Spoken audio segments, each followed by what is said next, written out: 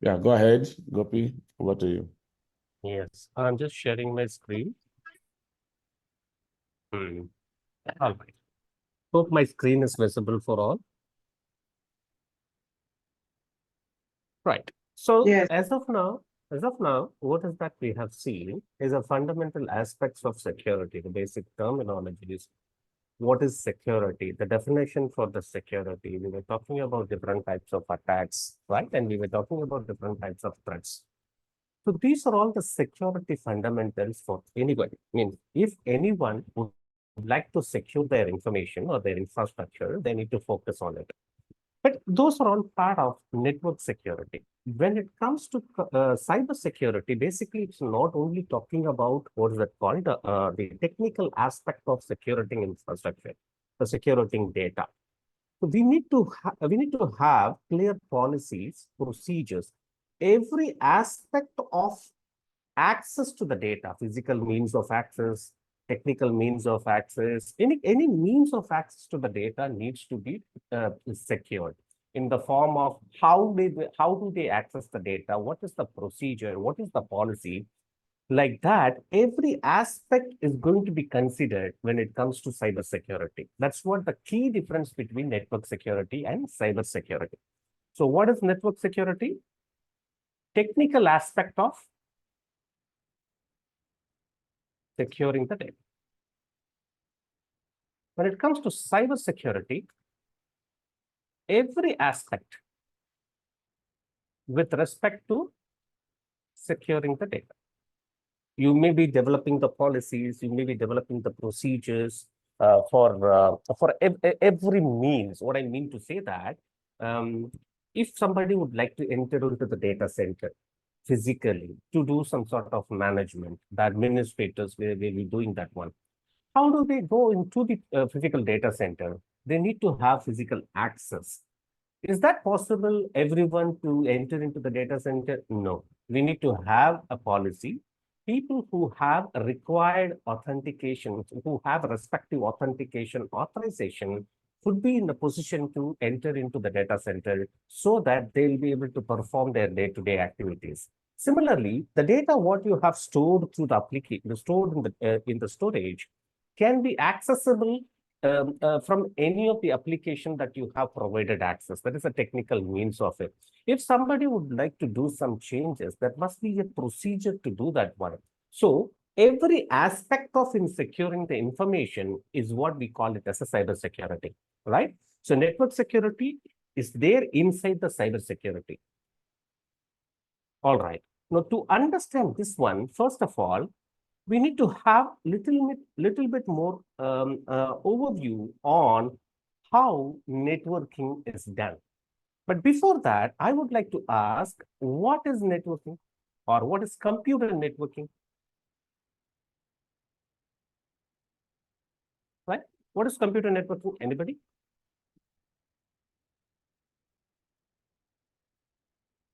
Any idea? Well, I would say it's just a process of securing data, technical data in a computer or in a computer system. Okay. When it comes to computer networking, we are not talking about securing the data. We are talking about connecting multiple endpoints. Okay. Together. Simply that's all. Once the networking is done, how we are going to be doing that, that is not focus of this class. There are so many aspects of that. But basically, once the networking is done, the purpose of networking,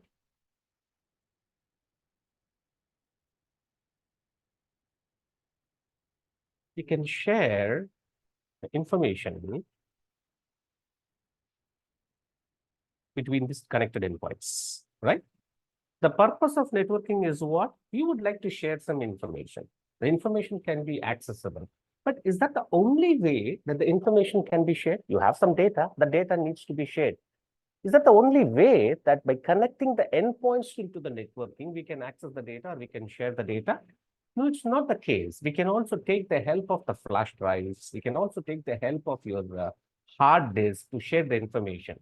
But that is going to be giving you a lot of complications. What do you mean by that? So, for example, now you are in US, I'm in India. I would like to share some information. How is that I can share the data with you? Either I have to copy the data into a flash drive and then I have to send it as a courier to you. How much time it will take to reach your destination, right? So I want to do this instantaneously. By having the computer networks, it doesn't matter people are which part of the world. It can be in India, it can be in UK, it can be in US. It doesn't matter, any part of the world.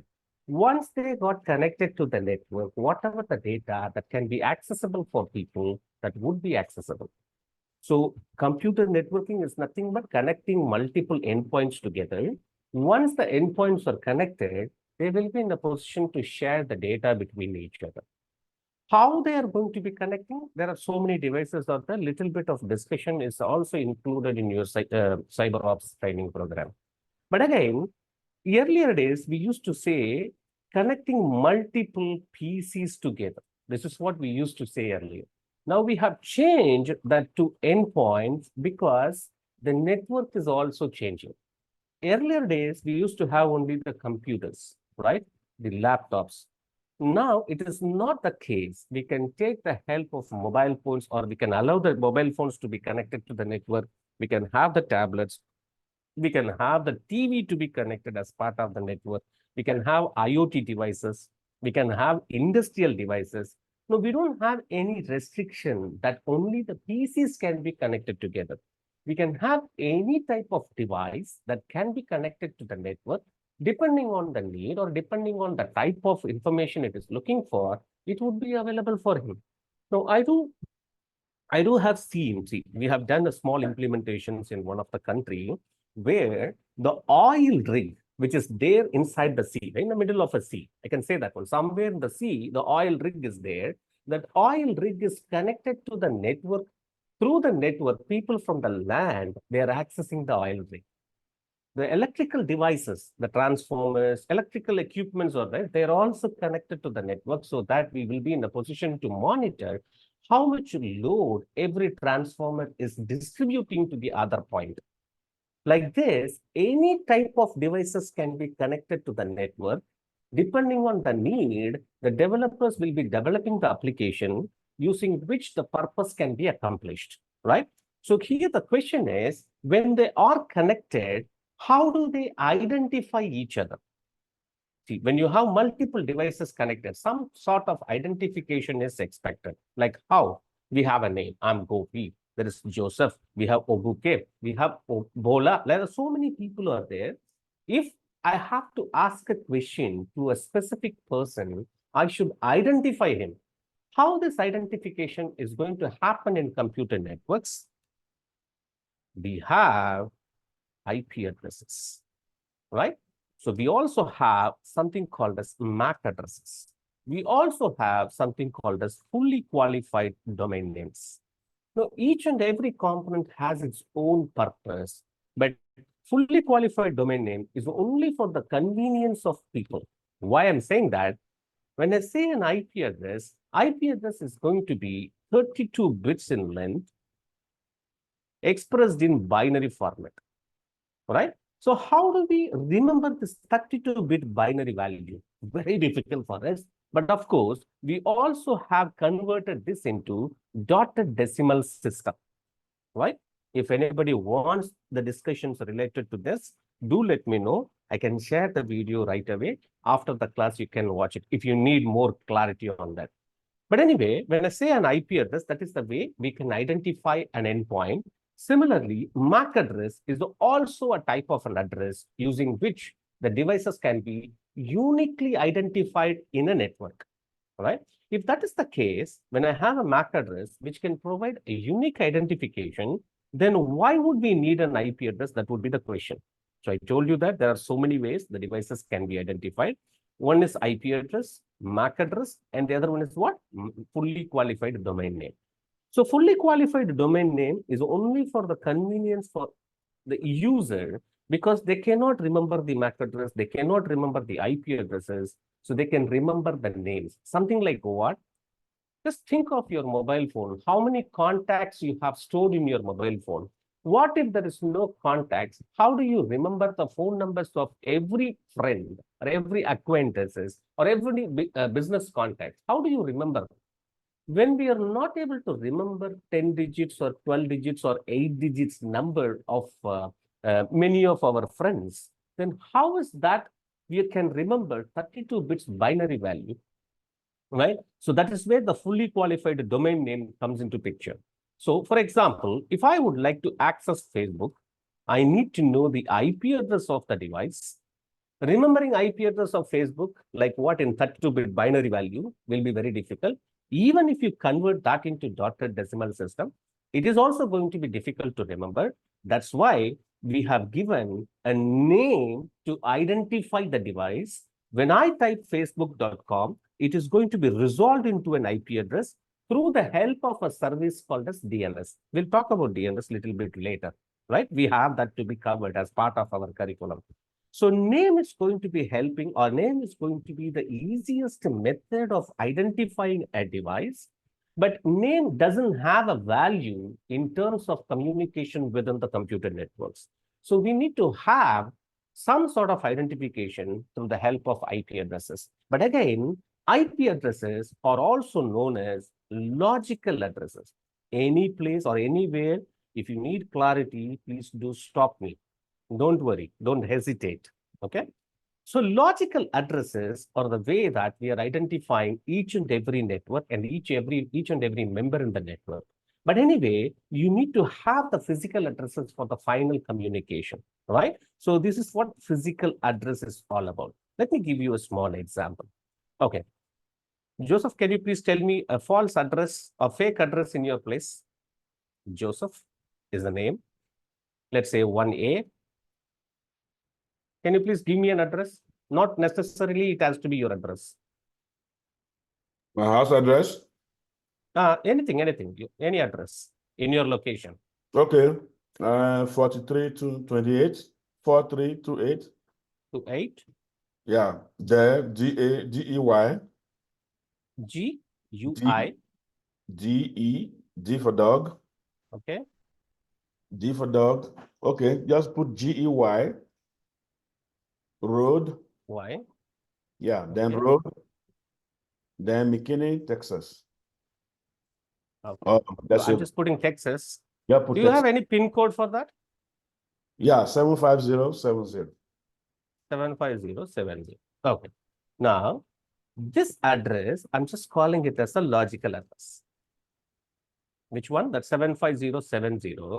This address is what I'm calling it as a physical address. I'll tell you why you need both of them. Right. When I say an address, there must be two pieces of information should be available. One, to whom the parcel or the package needs to be delivered and where you can find it. Right? For example, if I say my email address is kvgopi@gmail.com. Okay, this is my email address. When I say an email address, there are two portions in it.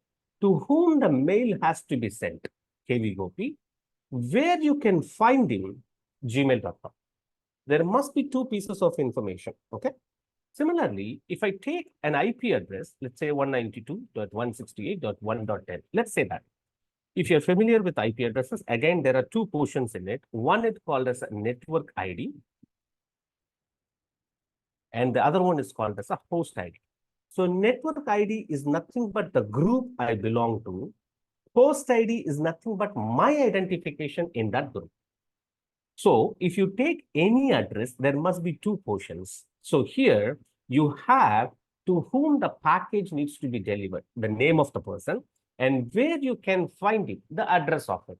Then what is the need of this PIN number? Why would you need the PIN number? Anybody can help me to understand?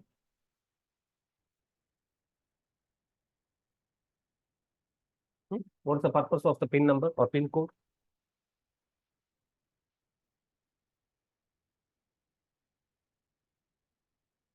I see that All again. right. Now the question is, when you have a full address, what is the need of PIN code? To identify the area. But anyway, the area is here, Texas. No, yeah, that one is the state. So state is big. Okay. Inside the state, you Then- have the city. And inside Okay. the city is divided into areas. So group them. But all those information will be available in address or not. Even without the PIN number, can the package be delivered or not? It can be delivered, of course. Then why we need a PIN code? So So you can deliver to the exact exact name, the exact owner, identify the exact Okay. person name. Does it I mean think that okay. using this address, you cannot identify exactly the location? Is that not possible? No, there are With the multiple address? addresses. That address can have multiple places. Exactly. And moreover, see, there are two purposes for the PIN code. That's a good answer. There are two purposes for the PIN code, right? If the full address is mentioned in a package, people who handle those packages, they may be in different places. For example, if I'm going to be sending something from India to US, right, to your place, it must be, first of all, sorted that the package needs to be delivered to someone in US. They no need to have a full address at all. They simply need to know to which of the country it has to be delivered, right? So they used to sort those packages in an order so that they can ship the product to the respective countries. It is not that the delivery person or delivery company may be delivering only to US. They may be getting the packages to different countries or different places. If they need to read and understand the physical address of each and every delivery point, it is going to be consuming a lot of time. So what they do normally, they will take the help of this PIN code to identify exactly the place the delivery partner would be available over there. They don't need to have the full address. For example, let's say that A is sending a package to B. There are so many people in between, they will be handling this package, right? So what basically I'm trying to say here is, let me take my pen. Right? It's a network, delivery network, okay? Now, somebody will come and pick up the package, or I'll go to the delivery partner, I'm handing over the package. Now, there are so many people in between, right? They'll be having so many branches as well. So many locations they may be having the presences. Now, what the delivery partner has to do is, they need to collect this package. They need to sort the package according to the destination it is going to. So many people, they have given the package here. Now, they do deliver, if they read the destination, each and every address, they need to do it individually. It will take a lot of time. Instead, they will look into this PIN code and they will sort the packages accordingly. And then once the sorting is done, one of the group may be going to one location, and another set of packages can be going to the another location, and another set of packages can be going to the another location. Now, this is the place my destination is there. My package needs to be delivered. Here, the delivery partner once received the packages from the respective offices. Now, they no need to have this PIN code because the package is already there in the PIN code. All do they need is they need to have the name of the person and the physical address so that it can be delivered to the respective person. So the PIN code is going to be used by the delivery partner to sort the packages according to the destinations it has to be delivered, right? Once it reaches the destination's delivery partner's office, they will use the physical address to hand over the package to the respective person. That is the main intention of PIN code. The second thing is a unique identification of each and every place is going to happen using the PIN code only. For example, if I say there is a city called Salem, where it is available? Is it available in India or is it available in US? Okay, let me put it US. Do I have a Salem in US?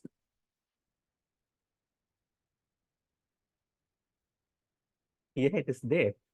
Salem in India is also there, right? So you need to have a specific identification for each and every location that is going to be done through the help of the PIN code. Similarly, in network, we need to have the network ID which provides the logical identification where my destination is connected. Once the destination network is known to me, I will find the best path to reach the destination. Once I reach the destination network, I need to have the physical address, which is nothing but the MAC address. You're getting my point? See, the network is going to be helping me to identify where in the world my destination network is connected. Right? I'm trying to deliver a packet to a person. I need to know where he is. That is where the network comes into picture. Once I reach the destination network, the packet needs to be delivered to the respective person. I need to know his MAC address. Only then the packet can be delivered to him. Till this point is clear? Any clarification is required?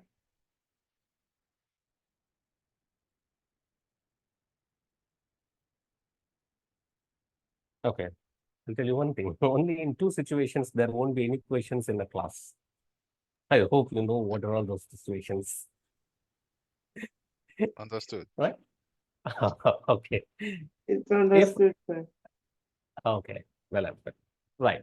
Now, let's take a small case and try to understand how these messages are going to be exchanged between the endpoints. You can see a couple of scenarios, and then you can understand how this network ID and how this MAC address, how this IP address and MAC addresses are going to be used by the application for handing over the packet to the destination. Let's say that we have PCA and we have PCB. I'm just going to be giving an IP address 10.0.0.10 for system A and for the B 10.0.0.20. There are 2 machines are there. There are 2 devices are there. They have been configured with some sort of IP addresses. These 2 IP addresses belong to a network called as what? 10.0.0.0. Right? So in this 10.0.0.0, if I would like to know which portion is network and which portion is the host, I need to know the class of the network, right? So the given IP address belongs to class A. Again, I told you, if you need further classification, further understanding on IP addresses and subnets and all, do let me know. I will share one of my videos so that you can have a better understanding on that. So as part of your CyberOps communication, CyberOps curriculum, we will have only the basic idea about IP addresses. That's what I'm trying to explain. The rest of the details may not be necessary here for this particular certification. If anybody is interested in knowing about the details of this IP addresses and subnets and all, I can share my other video during your free time. You can watch it. So once you know the class of, what is it called? The class of the network, you know which portion is network and which portion is the host ID. Since I'm using the default network, the first octet, the first 8 bits belongs to the network ID. So the network which I belongs to is 10 network. The network my destination belongs to is also 10 network. That means we are in the same network. Now 0.0.10 is the host ID of A, 0.0.20 is the host ID of B. They are trying to communicate with each other, right? So to help the devices to understand how many bits belongs to the network ID and how many bits belongs to the host ID, we have a parameter called a subnet mask. The default subnet mask is 255.0.0.0 for class A. Obviously, for system B also, the subnet mask is going to be 255.0.0.0. All right. Once this IP addresses have been configured for the devices, let's see how the communication is going to be happening. Now, to check the connectivity between these endpoints, we can take the help of an application called as a ping. Anybody have used this ping? Most of you, I believe so, if you are in computer education. Have you ever used an application called as ping?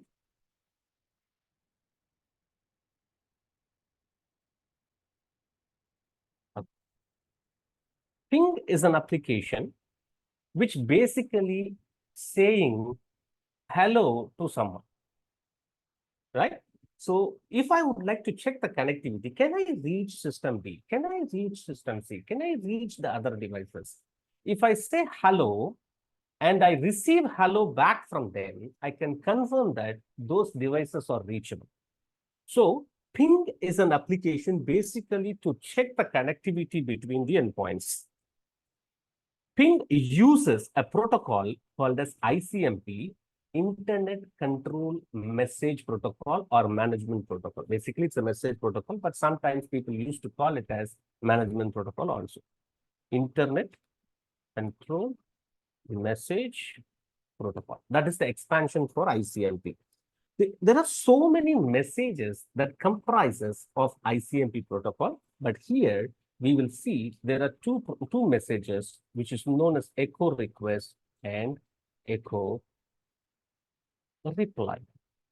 There are multiple messages available within the ICMP. Here we are focusing on echo request and echo reply. It is saying hello, and echo reply is like replying with hello, right? Echo request is hello from the initiator. Echo reply is hello from the responder. In our case, who is the initiator? System A is going to be the initiator. System B is going to be the responder.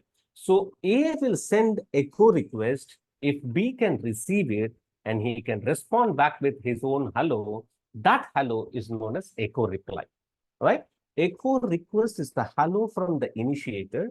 Echo reply is the hello from the responder. How this is going to be happening? Let's see this one. The moment I say ping 10.0.0.20 from system A, it is understood for the system A that administrator is asking me to check the connectivity with 10.0.0.20. All right? Right? When I say ping 10.0.0.20 from system A, it is understood for the endpoint that I have to say hello to 10.0.0.20. So what it does, it is going to be constructing the echo request as a packet, right? The sender is trying to construct the echo request packet to 10.0.0.20. Now, only the content cannot be transported. Only the content cannot be transported. So it has to be encapsulated. How this encapsulation is going to happen, that is where the understanding of OSL layers are expected. But anyway, doesn't matter now. Here, let's say that depending on the application or depending on the protocol's presence in the OSL layer, the number of covers, we call them as headers, will be added on top of the payload which is being transmitted. Now, echo request is the payload or the data. Ping is an application, uses the protocol called as ICMP.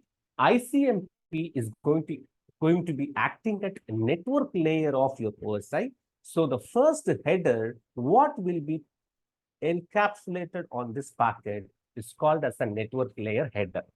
In network layer header, the sender and receiver information is going to be added. Sender IP and receiver IP. Now, who is sending the packet? We know 10.0.0.10. To whom the packet is meant for? 10.0.0.20. Right? Now, it is understood that 10.0.0.10 is trying to send some packet to 10.0.0.20. The first thing what the sender will check is, he will check his routing table to confirm whether the destination is reachable for me or not. If the routing table has that information about the reachability, only then the next step can be initiated. Now, system A, the sender, is also in 10 network. The receiver B is also in the same network. So to reach my home network, I will be having a route in my routing table. Now, so system A will be having the information 10.0.0.0 with a mask of 255.0.0.0. Who can forward the packet? 10.0.0.10 can forward the packet. The same is applicable for system B also. Basically, the routing table is going to be saying the information if I would like to reach a destination with so and so subnet mask, to whom I have to forward the packet or who can forward the packet, both information. See, system A can reach anyone in 10 network by himself, but that's the IP address associated to system A. By seeing this IP address, system A can understand that I belong to 10 network. So if I would like to reach anyone in 10 network, I myself can directly send the packet, right? Now, why this information is important? Because when we get into the next scenario, you know how the traffic can be forwarded to different subnets or different networks. Now, system A know how to reach everyone in 10 network. System B also know how to reach anyone in 10 network. There's no issues at all. The routing table is there. Now, what next? I need to know the MAC address of my receiver. That's the second stage of encapsulation. The data link layer header is going to be created. In data link layer, I need to know the MAC address of the receiver. Now, who is sending the packet? Do I know the sender's MAC address? Of course, I know my MAC address. I don't need to take anybody's help to know about my MAC address. Let's assume that the MAC address is MAC A. The sender's MAC address is MAC A. What is the receiver's MAC address? Do I know the MAC address of 10.20? As of now, no communication happened with 10.0.0.20. I never communicated, so I wouldn't be aware of what is the MAC address of 10.0.0.20. Until unless I know the MAC address of the receiver, right? Until unless I fill up the receiver's MAC address, I cannot complete the encapsulation. The process cannot be completed. The packet may not be sent. So to get the MAC address of the receiver, what the sender will do, he will simply pass this process, right? So he's going to be passing the process. To know the MAC address, to get the MAC address, another process is going to be initiated, which is called ARP. Now, what is ARP? ARP is nothing but address resolution protocol. There are so many types of ARP are there, but we are focusing only on ARP. If you know the IP address, then you can take the help of ARP to get the MAC address, right? I don't know. I think if has sent a message, I believe. Oh, sorry, it deleted. Anyway, see, what I'm trying to say here is, if you would like to get the MAC address of someone, you can take the help of ARP protocol.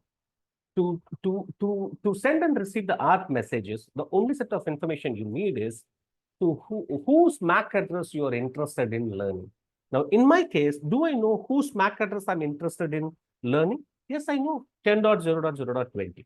Now, ARP is a protocol acting at layer 2 of OSI, right? So the first header, what will be constructed will be layer 2.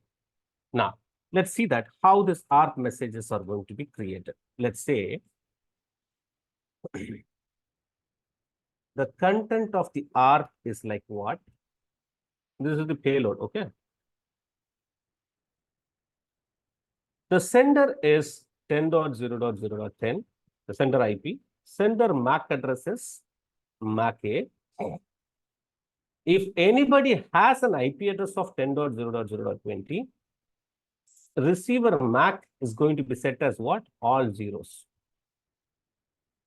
There will be 12 zeros will be there because MAC address is about 48 bits in length, expressed in hexadecimal format.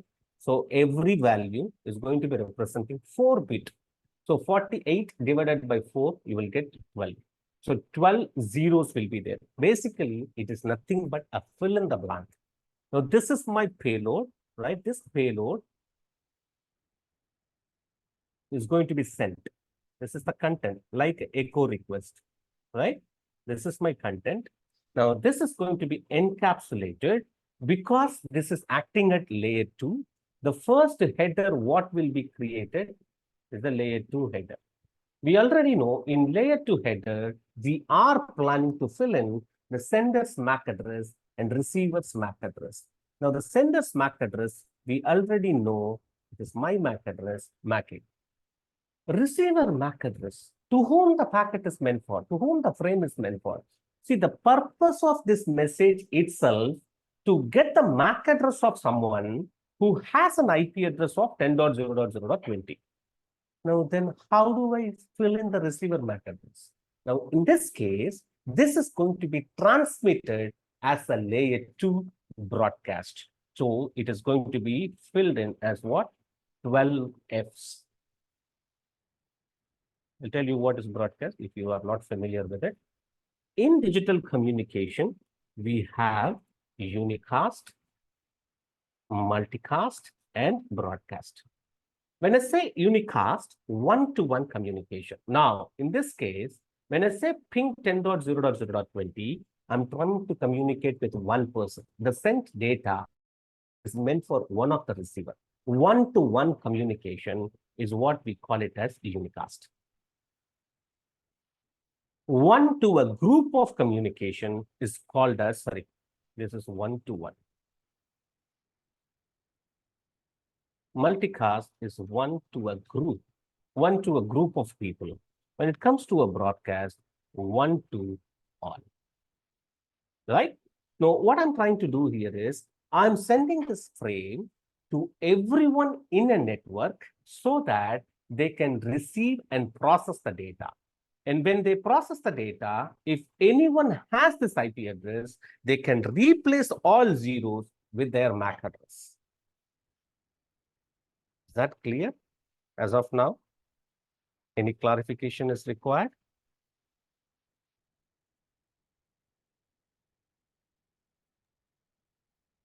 Mr. Gopi is getting complicated. I'm lost around this encapsulation. I don't know. We are just starting. Obviously, there will be a lot of more complicated concepts are also there. I'm trying to simplify as much as possible. Okay. Now, if I have to deliver a packet or if I have to deliver a letter to you, what is the procedure? Now, if you have the experience of sending postcards, letters to someone. Yes, sir. Okay. When you are writing a letter and posting it to the postbox, that is your job. That is over. But behind the scene, the postal network will do a lot of work. And that is what I'm explaining here, how basically this is happening when the packets are being delivered to a destination. Okay. Now, tell me, are you familiar with IP addresses? Yes, I know that, where I used to work, if IT wants to, communicate with your system from their station, they will ask you for your IP address and you get your IP address number with them so they can ping and access your system remotely. Yeah. I'm explaining what is happening behind the scene. Okay. As a security professional, right? If you have this understanding, any attacks are happening. For example, what if, who was asking the question? Let me see. Who asked this question? Bola? Yes, sir. Okay. All right. Now, my question here is, what if Joseph is giving his identity when I'm talking to Bola? I'm asking the MAC address of Bola, right? What if Joseph is giving his detail? There is a possibility that the information, whatever I'm supposed to send it to Bola, I'll be pointing to Joseph. Joseph will simply enjoy the data, even though it is not meant for him. It's quite possible. Now, if you don't understand what is happening behind the scene, then when you are sitting in a NOC or SOC, right? So we'll talk about the SOC, what types of the different types of SOC and what is the roles and responsibilities of them. They may not be in a position to identify some R-based attack is happening. That's the purpose that we are explaining what is happening behind the scene. if it is getting complicated, do let me know where it is confusing so that I can come up with a different example so that it would be understandable for everyone. This point is clear. What is this echo request? Is that point is clear? Yes, the echo request part is clear. I think it's the Okay. second bit. Yeah. This one. Yes, from ARP downwards. Yeah. All right. Now, we know that we need to get the MAC address of a person to whom we are trying to communicate. Even though we know the IP address is simply a logical address, like a PIN code. Until I get the actual address of the device, I cannot hand over the packet to him. But how do I ask his physical address? How do I ask for his, what's it called, the person name and his MAC address and all? That is the purpose of this ARP protocol. ARP protocol basically can ask for the MAC address of a known IP address. If you know the IP address, you can get the MAC address by sending the ARP messages. Have you seen the ARP messages as of now? No, Probably. no. Okay. Probably, but maybe I didn't take notes. Okay. But I'm not sure. I will do one thing. Okay. Joseph, can anyone share their screen? Anyone can share their screen. Okay. Can anybody who's using the Windows machine can share the screen now? I will help you out to see the MAC addresses of the devices. But I'm using Windows, jump up. Okay. All right. Fantastic. Okay. Now, can you please go to the command prompt? Command CMD under the type CMD. Go to the run. Go to the run prompt. Type here to search, right? On No, the bottom left. bottom. Where you say search, that's search. On the bottom, not bottom. You are on Desktop the bottom. that is browser. Yes. Go to, yeah, Yes. exactly. Type CMD. Yeah. Click on that command prompt. Yeah, click on it. Yeah. Okay. Right. Okay. Now, this is your command prompt of your Windows. You can take the help of a command to view the IP address. Simply type ipconfig without any space. IP India Pakistan config.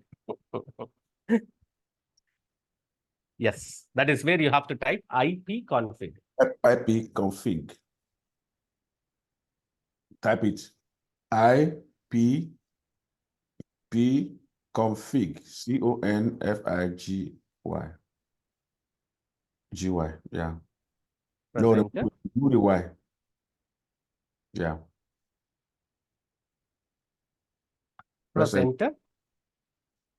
Okay. Now go up. See, here it is. Can you see the IP address here?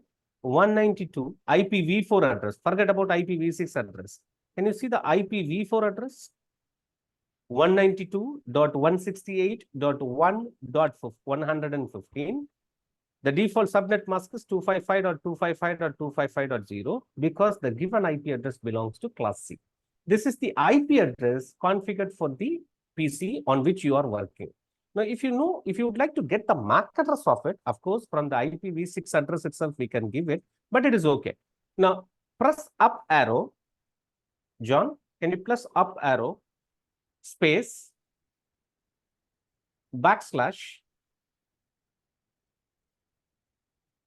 Backslash. On your keyboard, there's a backslash. I believe it will be on the question mark. You can see question mark and slash. Yeah. I believe it's forward slash. Yes, exactly. ALL. All. Type all. Yeah. Press enter now. Yeah. Now, can you see the MAC address associated with it? This is the IP address. Can you see? Where is that? Where is that? Can you please go up? It's down there, physical address there. Okay, the Bluetooth before Bluetooth. Okay. Yeah, go up. 192.168.1. Up. Let's go up. Can you see the physical address? Can you see this one? Physical address 0C88FD9293FC. That is the MAC address of your machine. Can you able to see it? Yeah. That's the one. That's the one. Exactly. So that is the MAC address of your machine. Now, without the MAC address, the final delivery of the packet will not be happening. For example, let's assume that John and Joseph, both of them are connected to the same network, right? And if they have to talk to each other, if John is initiating the communication, John needs to get Joseph's MAC address. How this could be possible? By sending the ARP messages. You're getting my point? Okay. Now, if the communication already happened, even before we are trying to ping, if the communication happened, you can see that information in ARP cache. Cache is the place most recently accessed data will be stored. Okay. Now, once again, press enter. John? Press enter, enter. Okay. Now, if I would like to see the ARP cache, if I have learned any of the MAC addresses I stored in the cache, I can see that by typing ARP, ARP, type ARP, space, hyphen or minus, however you want to mention it. A, lowercase a, A alphabet. Yes, press enter. Now, these are all the MAC addresses I have learned dynamically. Can you see that there are two MAC addresses I learned dynamically? F0, 81, 75, C9, C1, 52. Dynamically, I have learned these MAC addresses. Forget about the static MAC addresses, right? So 192.168.1.64 MAC address also I have learned. And I also have 192.168.1.255. This is the broadcast address of 192.168.1.0. Can you see the F? Can you see the F? FF. That is what? The layer 2 broadcast address. If I would like to send a packet to everyone in a network, and that too in layer 2 level, I use this MAC address so that anyone who is connected to the network can listen to that packet, can process that frame. Bola, hope you got the point. Yeah, I'm here with you, sir. Okay, okay. Did you get the point? Yeah, it's getting clearer. Okay. Now, how do I get someone's MAC address? If I know his IP address, by sending the ARP messages, I can get it. Right? So ARP is a protocol to get all the IP address resolution, okay? Always a protocol. Okay. John, can you please stop the share so that I can share my screen? Thank you. Let me share my screen here. Right. So that is the process of getting. ARP is a message or ARP is the protocol. I can take the help of this protocol to get the MAC address of a known IP address. Behind the scene, this is what is happening. When I ask for the MAC address of a known person, the content has been created like this.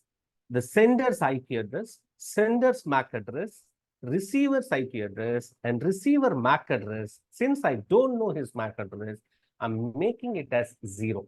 The purpose of keeping zeros, when the receiver receives the frame and he has an IP address of the requested IP address, or the receiver's IP address, he can replace these zeros with his MAC address and he can send it back to me. That's the idea behind it, right?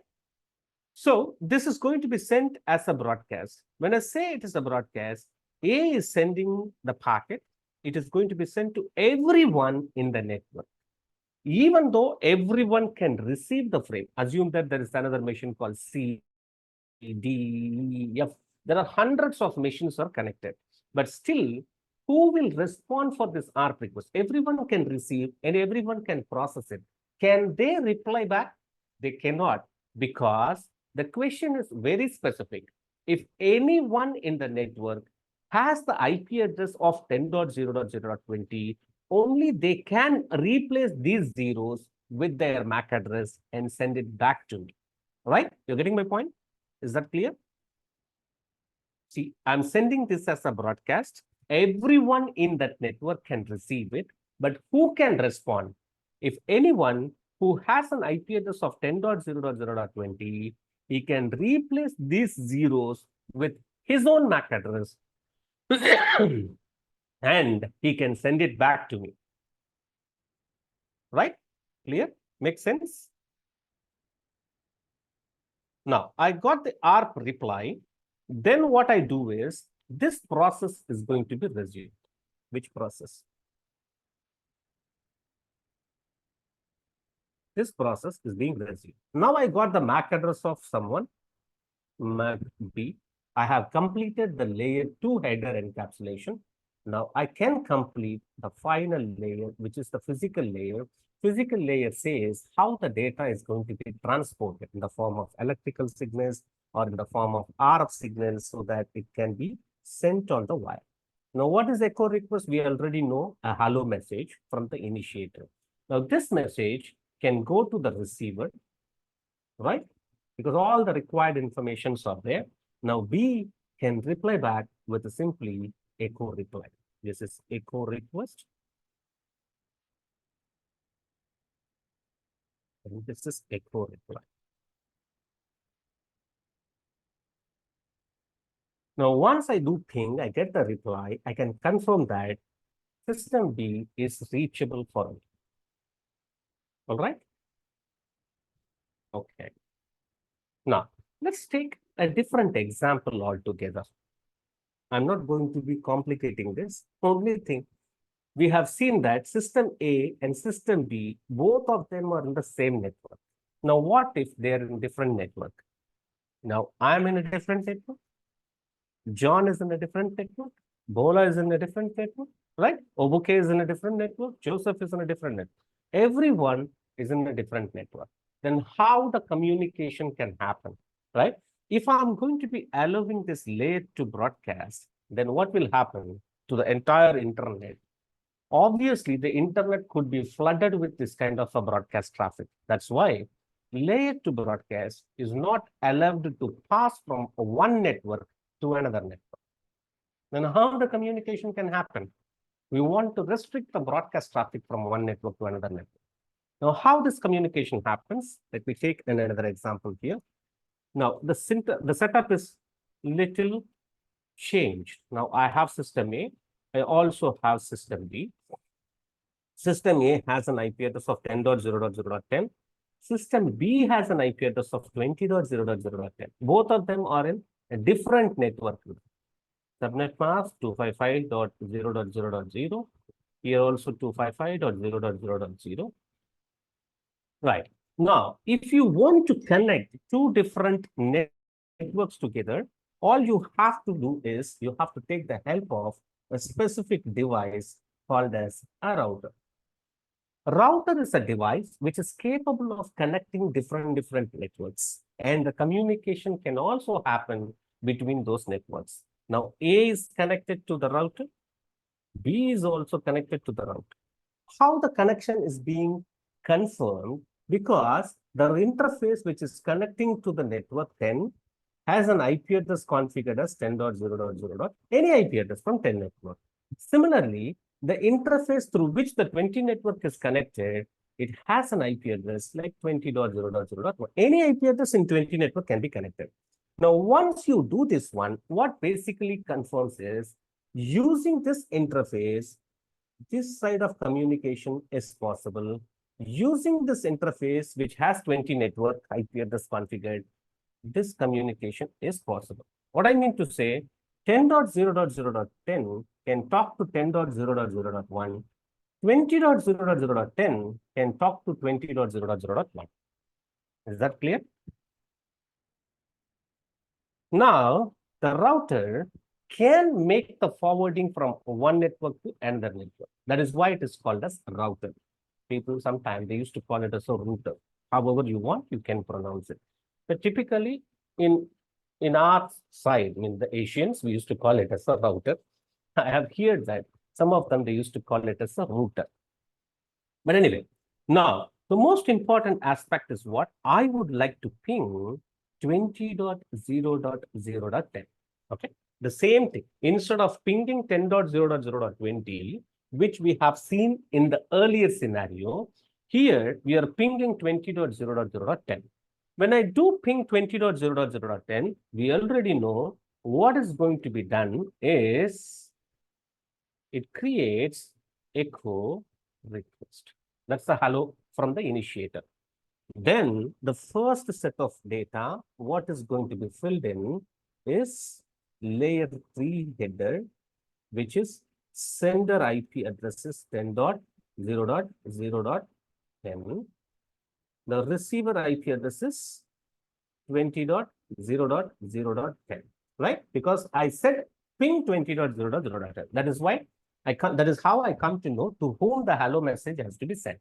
So layer 3 header, that means network layer header, is completed. Now I need to fill in the layer 2 header.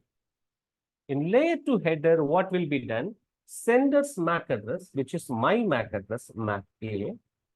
The receiver's MAC address. Do I know 20.0.0.10's MAC address? As of now, I didn't initiate any communication, so I wouldn't be aware of it. Now, to get the receiver MAC address, what is that I have to do? We already know. We need to send R. But keep in mind, even before we send the R, what we need to do is, we need to check the routing table. Do I have any information about reaching 20 network? No, I don't have any information. If that is the case, I cannot send the packet to the destination. Now, what will happen? See, the 10 network is my home network, so I don't have any problem, anyone in 10 network. But the problem is, if I would like to reach any other destination, I need to have the routes also on my PC. Now, on John's machine's command prompt, did you notice there was a component called as a default gateway? Okay, I will stop the share. John, could you please share your screen? All right, sir. Okay. Can you see the command prompt? Can you see the default gateway? Can you see that? Below the subnet mask, the last component, default gateway is there, which is mentioned as 192.168.1.1. Is that visible for you? The default gateway, 192.168.1.1. The meaning of that, above. No, that is internet address. Can you see the default gateway? IPv4 address, subnet mask, default gateway. 192.1, exactly. That is the one. So the default gateway is 192.168.1.1. That is the default gateway. The meaning of this default gateway is an information is given to this machine that if you would like to reach any destination other than 192.168.1.0, that is my home network, I need to send the packet to 192.168.1.1. That is the meaning of it. If I would like to reach anyone in any other network other than my 192.168.1.0, I need to send the packet to 192.168.1.1. That is the meaning of default gateway. Can we confirm that by cross-checking the routing table of this machine? A PC, does it have a routing table? Of course, it is having a routing table. Any device which has been configured with an IP address for an interface and the interface is in upstate, the routing table will be there. I'm not saying that routing could be possible, right? But routing table will be there. Routing is a functionality. It can receive the packet from one network and forward the packet to a different network. That is the process of routing. Whereas routing table can be consulted to check if I have to reach this destination, to whom I have to forward the packet. Something like boarding a train or boarding a bus or boarding a flight. If you go to an airport, right? So there might be multiple flights operated by the same airline, right? So depending on which of the destination you are traveling to, right, you will be given the gate number, right? That gate number is where you have to go so that you can board the right flight and then you can reach the destination. Similarly, this routing table is going to be consulted depending on where the packet is being sent, to which of the destination the packet is being sent. The routing table will help us to identify to whom the data needs to be forwarded. Okay. Now the command to view the routing table on machines, right? I'm sorry. Can you please share the screen, John? I'm sorry. Sorry. Okay. Okay. Okay. Now the command, what you have to do in Windows-based machine, route, R-O-U-T-E, type the command on the command prompt, R-O-U-T-E, route, space, print. Space. No, Print, yes. R-O-U-T-E-1. That is the route. Okay. That's one of the first, that the command. The command has two keywords. The first keyword is route. The second keyword is print. Print. Print, yes. Now, I'm asking the print system to print the routing table of this machine. That is the explanation for this command. And press enter, please. Now, this is the routing table. Please scroll up. Oh, sorry. Go up, go up. This is V6 routing table. You are interested in V4 routing table. Yes, go up, go up. Yes, please stop. Now, this is the IPv4 route table. Can you see the network destination given as 0.0.0.0 with a net mask of 0.0.0.0? Can you see that? The first entry, active routes, network destination is 0.0.0.0. Net mask is 0.0.0.0. Yes, exactly. Can you see the gateway mentioned as the default gateway 192.168.1.1, right? So this information says, if I would like to reach any destinations which is not listed in my routing table, I have to simply forward the packet to 192.168.1.1, right? Exactly. Now, can you see that one more entry, 192.168.1.0, the fifth entry from the top? 192.168.1.0 with a mask of 255.255.255.0. It is connected on link. Just above that. No. Above that. Okay. 192.168.1.0. Yes. Next. Above that. Yeah, exactly. That's the one. That is the network, is my home network connected via 192.168.1.15. It is connected on the same link, so I no need to take anybody's help. If I would like to reach anyone in 192.168.1.0 with a net mask of 255.255.255.0, it is connected on the same link on an interface 192.168.1.115. So I can forward the packet directly. So to reach anyone in my network, I can directly forward the packet. Whereas if I would like to reach anyone in a different network, I need to forward the packet to 192.168.1.1, right? That's the understanding. Okay. Now you can stop your share. Thanks, John. Thanks for sharing.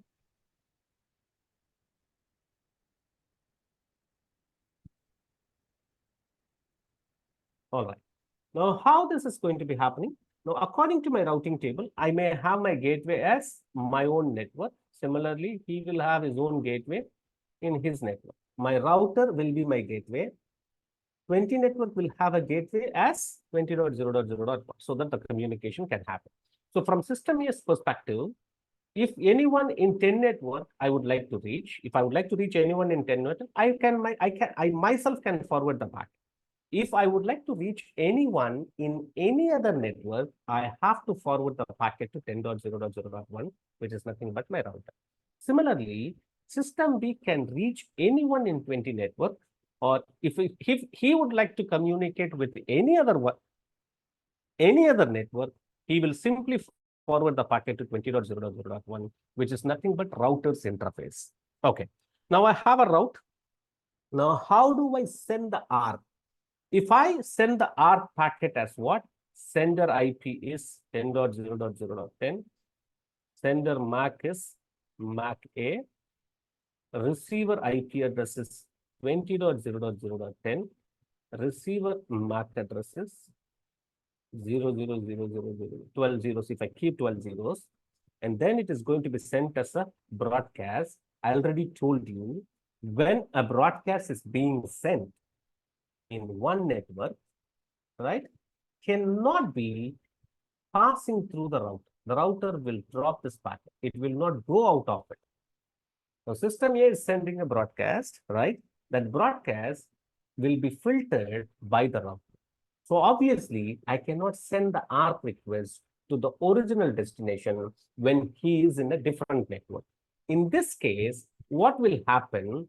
Because my routing table says I need to send the packet to 10.0.0.1. Now I'll be asking for the MAC address of 10.0.0.1. Now he is sitting between me and my destination. I need to get the MAC address of 10.0.0.1. Once I receive the MAC address, now this process is going to be resumed where MAC of router is filled in. Okay. Let's see how this is happening. Physical layer has been done, and then I'm sending it on the wire. Now the packet goes to the router. Now what the router will do? Let's see that. Now router receives the packet, right? He opens up the physical layer. Now let's see. All three layers are there. He opens up the physical layer.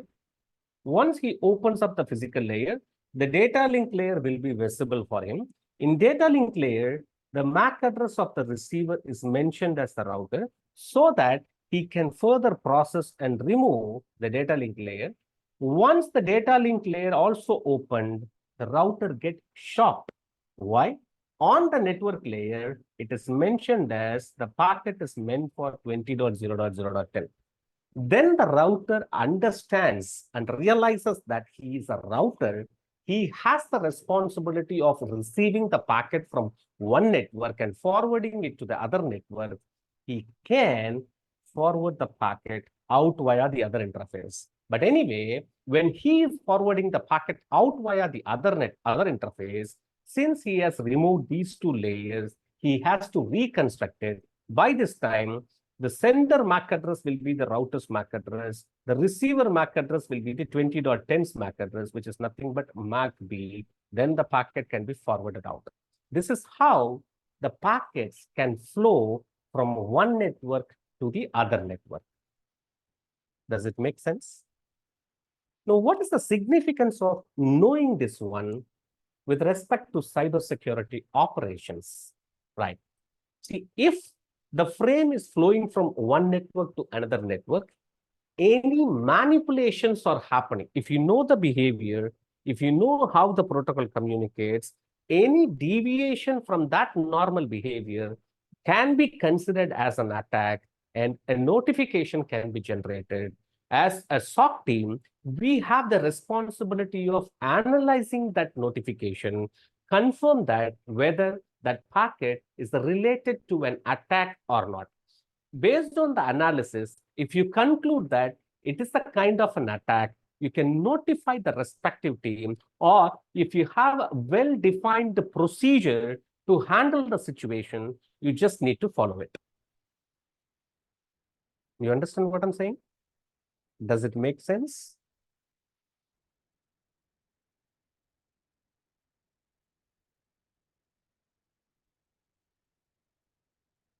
Okay. Again, I'm just repeating the same statement. The purpose of knowing about this process is what? You can understand that how a normal packet or normal situation, the packet flow will be. Any deviation, the infrastructure would have been configured to generate an alert. As a security operations center professional, you will be getting that notification. You are responsible for analyzing those alerts. If you conclude that after doing the analysis, if you conclude that this is an attack or this is not an attack. If it is an attack, there will be a well-defined procedure to handle the situation. You just need to follow it.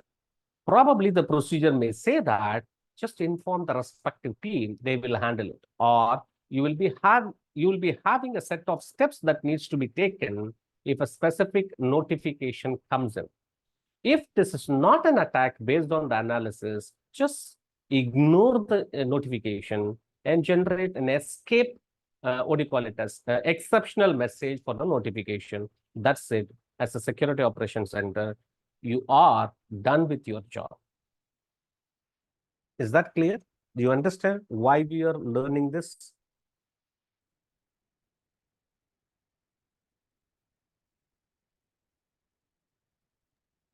Yes, Mr. Gopi.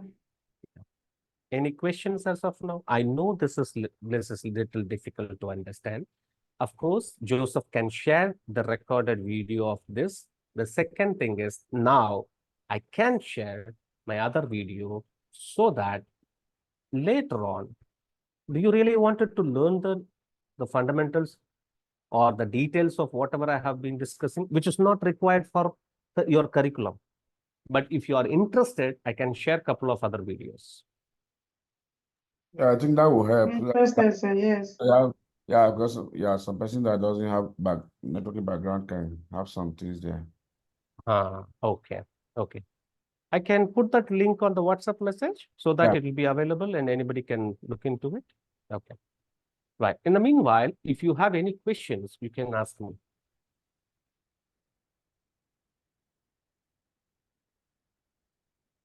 Any question you have? This one we are teaching now is for you to understand computer to computer, machine to machine communication, so that if you are a cybersecurity person, you will know when attack comes, you will know how it's behaving. You will be able to advise better your organization how they can prevent it. If you do not know how attack comes, how are you going to prevent it? So you have to understand this basis, how things are working. This is just a fundamental before you start to see your purpose, what you should do as a cybersecurity engineer. So, Mr. Gopi. Yes, please. So your 3 layers you're talking about, if I'm correct, one of them is the IP address. Is that correct? Or the MAC address? We were talking about both of them, and I have explained you the purpose of IP address and purpose of MAC address. In a normal communication, how the IP address is going to be used by the sender to identify the destination location. Once it reaches the location, it needs to ask for the MAC address for which it uses ARP. Okay. So for today, you didn't go to the 3rd layer, right? I'm sorry, we didn't go to the layer 3. I know you talked about 3 layers. Yes. Okay. All right. Thank you. Yeah, and I believe I will share the other playlist also. You can have the detailed coverage of OSLAs, which would really helpful for you. But I know that is going to be complicated. I have a 3 hours of video I prepared long back. I have given a presentation for Pentest Mag, which is there in US. That video is also there. If you want, I can share that also. Yeah, I also share that to the chat. I'll put them all in our. Sure. Because that is there in my different channel. I need to find the channel and then I will share the link to you. Okay. Today I will share a couple of videos related to the IP address, and probably if you want the subnetting, I can share that also. But first thing, you need to have a clear understanding on this. Any questions? Please feel free to ask me.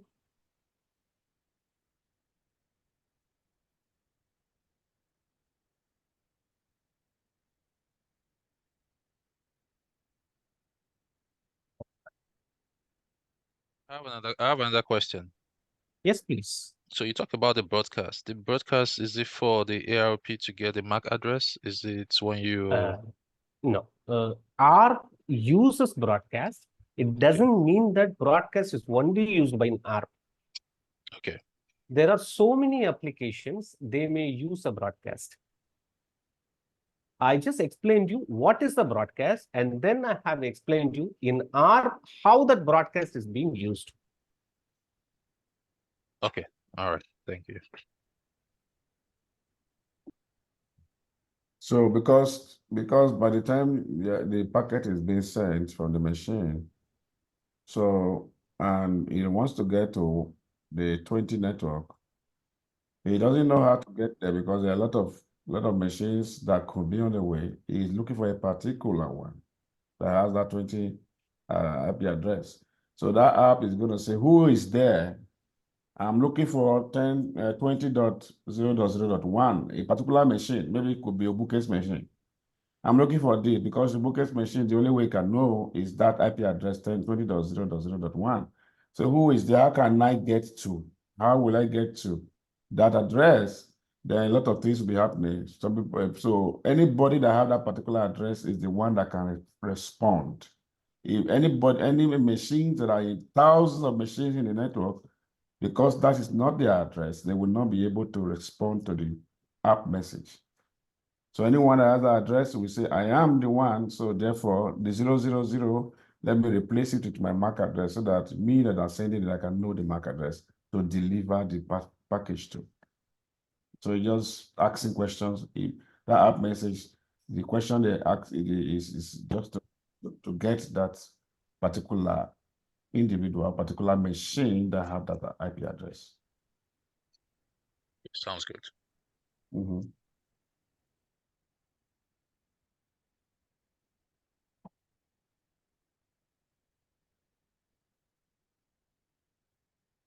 All right.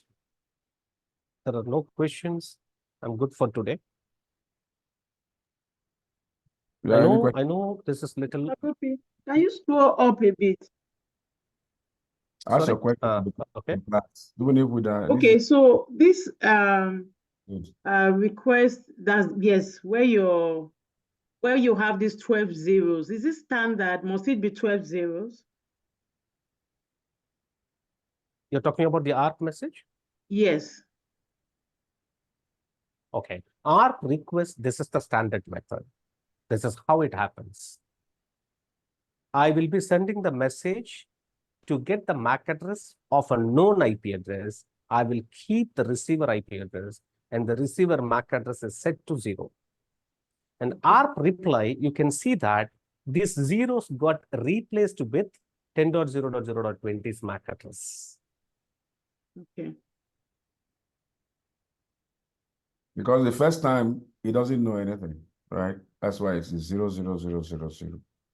Once the person who the MAC address now say, yes, I'm the one that is 10.0.0.20. Okay, you are looking for my MAC address. My MAC address instead of 0.0.0, I don't know. I want to give you a MAC address now. Replace that 0.0.0 with my MAC address. Then communication. Okay. Yeah, that's what now. Yeah, so that'll be two-way. Okay. If he sends that a message and there's nobody in the network that can respond, it will be see timeout. Oh, okay. I mean, nobody knows it, nobody can reach it, nobody knows how to reach that 10.0.0.20. So that's it. That's the way they find themselves. That's how computers find themselves, whether it's a phone, whether it's an iDroid, whether it's a TV, all of them have MAC address. All of them have MAC address. Yes, if you want to talk to my TV right now, my TV here has my MAC address. So as you go to communicate to my TV, you don't know where it is, so you have to send. I want to communicate with INS TV. I know INS MAC address for the TV is, IP address is 20. So, but I need to communicate. I need to ping it. For me to ping it, I need that MAC address because that's the only way I can ping it. Then, is it possible to know everyone's IP address in a network? Is it open to everyone? Like now, if both of us are on the same network, would you know my IP address without me sharing it with you? If you see in IP address, we have so many categories, but the major category is private and public. If you have a public IP address and you're offering a service to someone, yes, it is known to the people. I'll show you. Okay, can you please share the screen, John, once again? Sorry to disturb you. Yeah, Bola, you're asking a very, Okay. very intelligent question. That's good. Now, let's execute another command, John. Can you please press enter?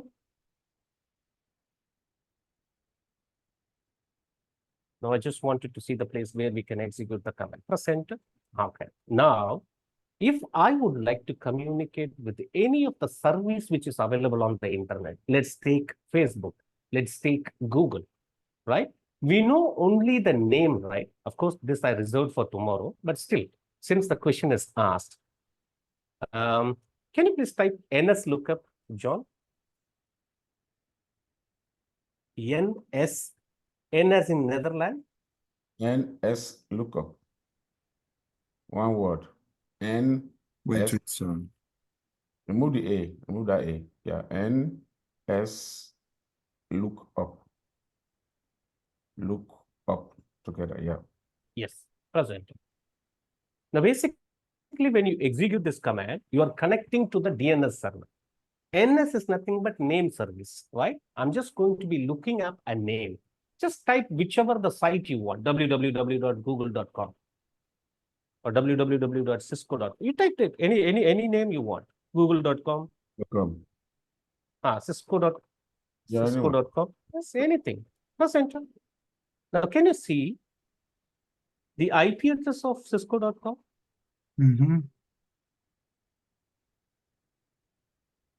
Server is 2003.0.0.0.0. Okay. Now, can you type google.com also? Because you are in IPv6 network, you are getting only the IPv6. www.google.com. Okay. Now, can you also do one more thing? www.junisys.in. JUNISYS.in.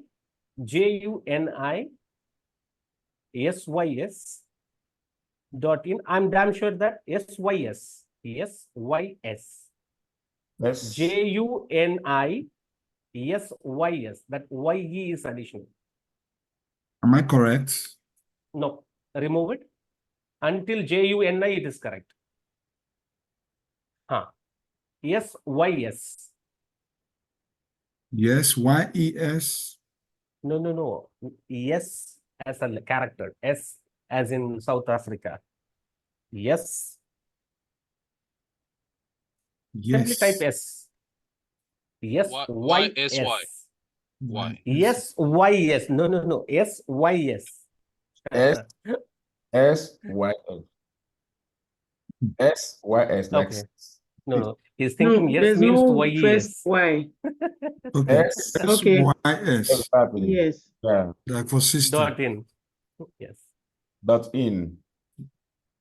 Dot what? .in. And .in. .in. .in. Yes, Yeah. present. Okay, now you have some problem in your NS lookup. Exit. Type exit. No, don't close it. Don't close it. Exit. Yeah. Enter. Okay. Now type ping www.google.com. Ping www.google.com. Type ping first. Ping space. Ping space. Ping. G. You have to add G. Yes. Yeah. Now we are saying hello to www.google.com. Google.com. Enter. Press enter. Can you see the IP address? IPv6 address? Right? Now, if you would like to know the IP address of some of the known services, you can go to the browser. Go to the browser. You already are in the browser.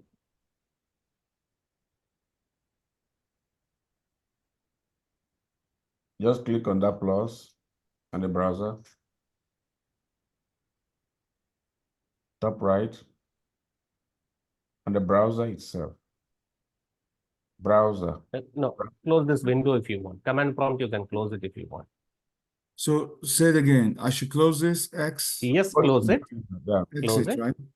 Yes, close it. Now click on that address bar. I am just giving you us.com. Check the chat window. Charge. Check the chat window. UW. Chat window, I have given you the website. Chat. Yeah, I should type a chat. Oh, go to your Zoom chat. They don't pay something you want to. Oh, okay. Zoom chat. See the chat under there. Okay. Okay. No worries. You stop the sharing. I will show it my window. Okay. Yeah. Now I'm just sharing my screen.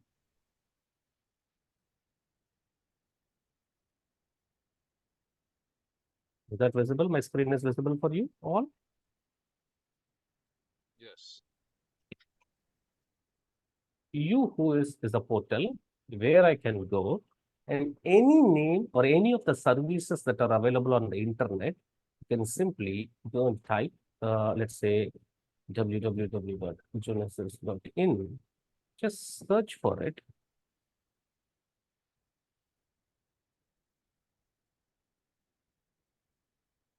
And take little time to fetch the details. Assuming that no privacy protection is enabled for this domain, you can get a complete set of information.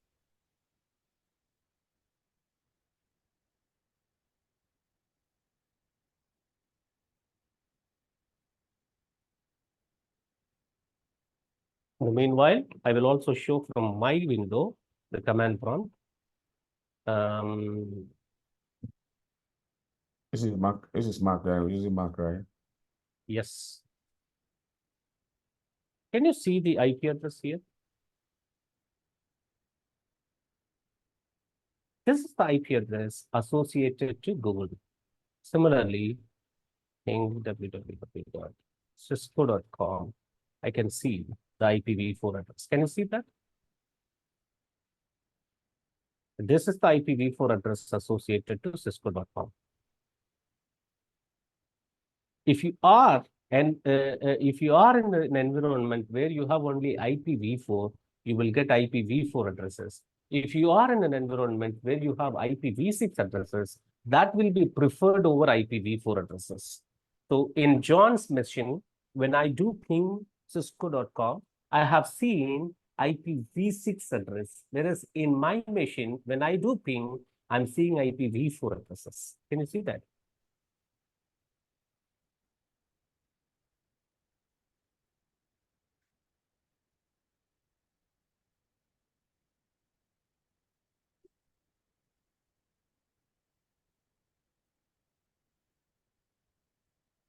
Can you see that? Unisys.in, and it is registered with so and so, right? Then you can see the address details. And if the privacy protection is enabled, I will not get further information related to the IP addresses at all, right? Since the privacy protection is enabled, I'm not getting the IP address details. If the privacy protection is not enabled, I will get the information related to the IPv4 addresses also. Let's say, I think I haven't enabled the privacy protection for this. Let's see IP details.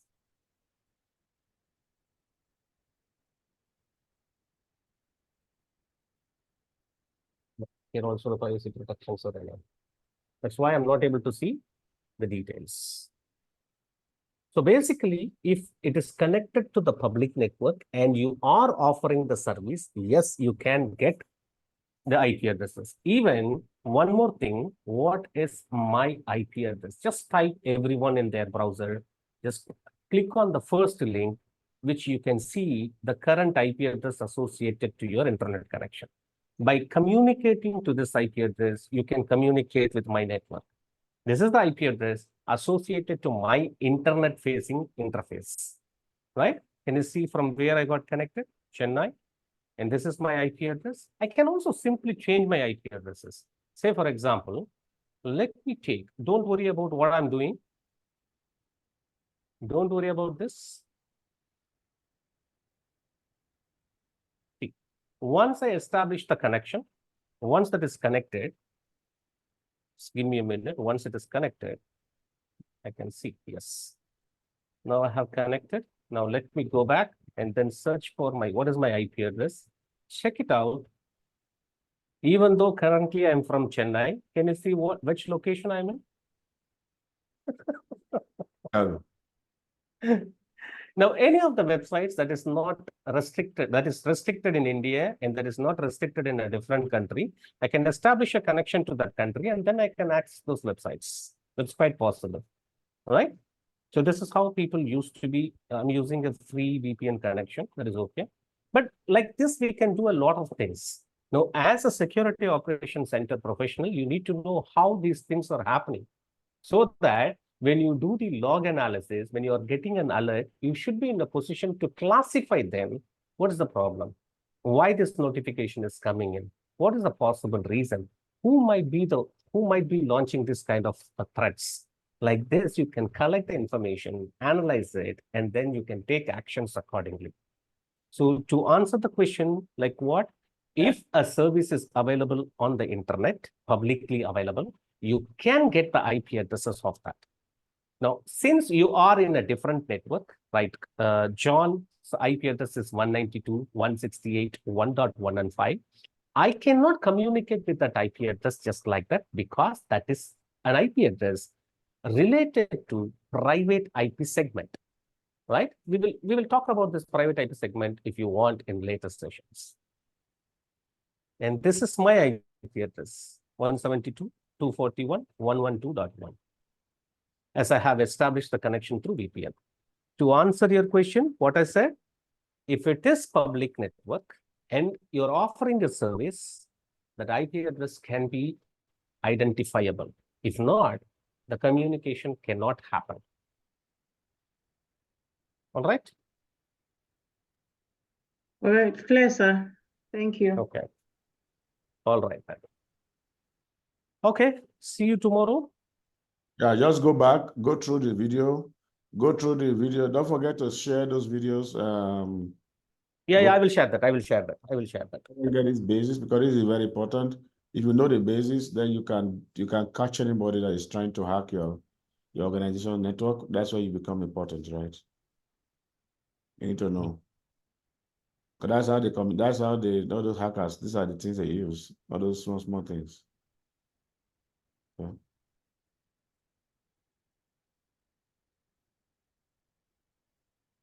All right, guys. All right. See you tomorrow. All right. I will post the video I sent a link to all of you on your email. That link is to the entire folder. So then once the record is available, I will post it to that place. Thank you. Okay. All right. Thank you. Thank you, everyone.